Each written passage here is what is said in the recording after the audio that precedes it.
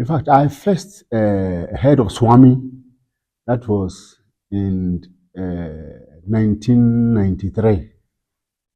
I was with the Hare Krishna movement, and then we went to the Hindu monastery, and the Hindu monastery took me to the Sai Baba temple. But I was still not keen to join the Sai organization. So, in fact, I heard of Swami earlier than even the 93. So, within the 93, we went there again. I became so convinced, and I said, this is the master that I have to follow. Oh, why you got convinced? Well, you see, I read a lot about him. It took me about 10 years. That's 1983 up to 93. So you see that it's a period of 10 years. So I was reading about Swami until I became convinced in 93. So when we went finally to the Sai Baba temple, and I saw the sort of, the sort of light emanating from his picture, I saw that this should be my future master. So since from 1993, I've been a Sai devotee. And right from 93, in fact, I saw a lot of miracles. Some of the miracles I would be able to share, but some of the miracles are very confidential. I have to be frank.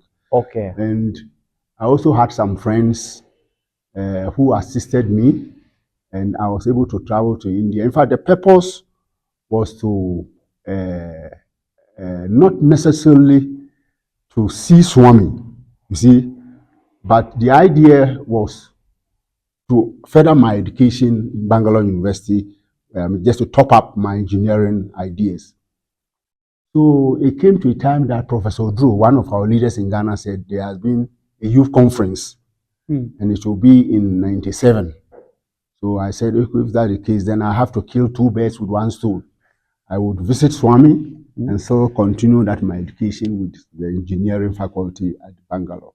So 97, I went there, and the sort of love and affection that Swami showed me, there was no doubt that he has to be my future a master. And since from that time, I've what was the love he showed you? I mean, well, he pinpointed me within a group of people. You see, I was all the time getting line number 1, line number 2. The worst line was line number 3. So obviously, I saw that I was getting closer to him, because wherever he passes, if you are closer, there's a high tendency that you may be selected. So there was one time he just approached me and said, "Where are you from?" I said, "I'm from Ghana." Then he said, initially I didn't say Ghana. When he said, "Where are you from?" I said, "Swami, I'm from you." Then he tapped my cheek. Oh. He tapped my cheek. "Oh, you lie." Then he laughed. Everybody was laughing.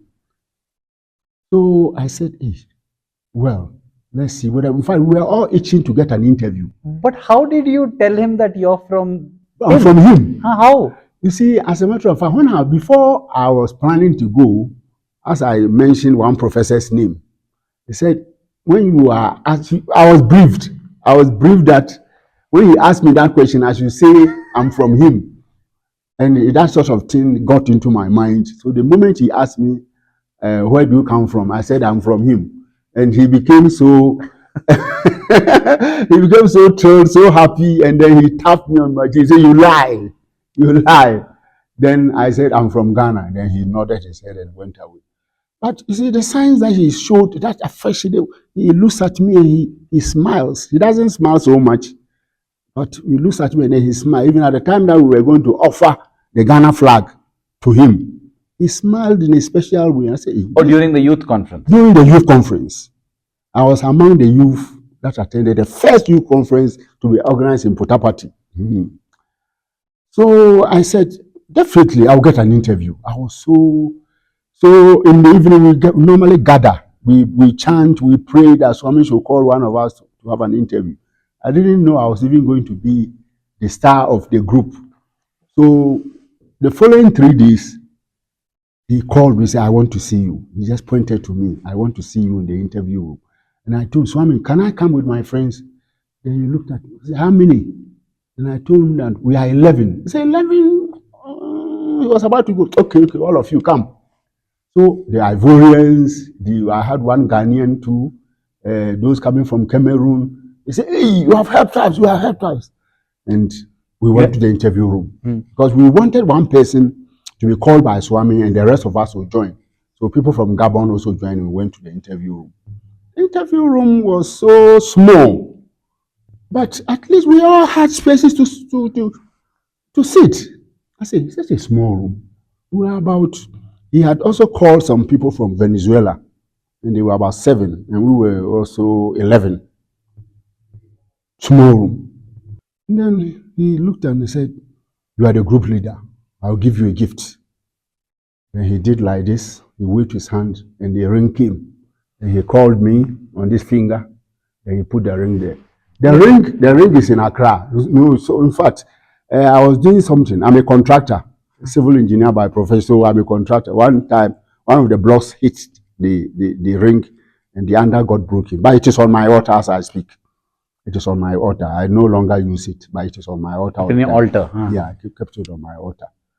So the affection grew and grew and grew and grew and grew, and I was going to Puttaparthi almost every 3 years. I was going to Puttaparthi.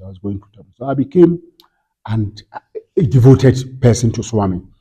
And he was showing me a lot of miracles. As I've told you, some of the miracles I can share, but some are very confidential. Please do share what you can share. The first miracle that I will share is that when I joined the Sai family in 1993, in fact, I was working with a construction company and I wanted to change companies because our employer was not paying us.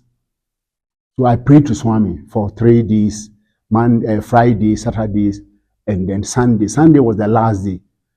And when I was walking towards the beach, my house was very close to the beach, about 2.5 kilometers or so. But I was penniless within those periods because my employer was not paying me. So on the last day, which was a Sunday, I was going towards the beach when I just spoke within my heart, oh Swami, I'm now not working. I'm jobless. When I finish with this fasting, what am I going to eat in the evening? And I saw that the thing actually pierced my own heart, the request that I made. So it went straight to Swami. It was a very keen request, some sort of silent and very piercing request, because actually I was not having anything to eat in the evening in Accra. So within 2-3 minutes, walking towards the beach, I saw a paper flowing towards me. It was a white paper, I have to be frank. And I was trying to dodge the paper to go to the left-hand side, but the paper rather, some wind blew the paper and the paper came to me direct. The moment it got to me, it turned into a CD note. Our currency is CD, money, 20 CD note. And I can tell you that that's when 20 CDs note can be equated to $100 now. Those days, and 20 CDs could be equated to $100. So somebody who is penniless and has got $100. So you can see how happy I was, just thrilled. He has answered me immediately. I gave him the money. And the money, when I took the money was a brand new note. Meaning that it's coming from, yes. It has never passed through the hands of any human being. Brand new note. So I went to do my fasting all right. 6 p.m. I came home. And then the following day I went and bought so many food items. So at the end of the day, and then the following Monday, I went to town. And I said, if I can get such a master, somebody who can respond to my request spontaneously, then I have to kill my heart, I have to kill my everything. So as I speak, I've been a side devotee for 31 years now. And I joined the organization as a secretary to the summit. Later on, I rose to become the silver organizer.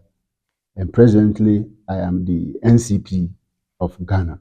Oh. And I can tell you that even though within the summit we are many, not all of them come to meetings. But I have to take all the assignments. I don't know where the energy comes from. The energy comes. You see? So you can say, in fact, I've been a transformed person when I met Sai Baba.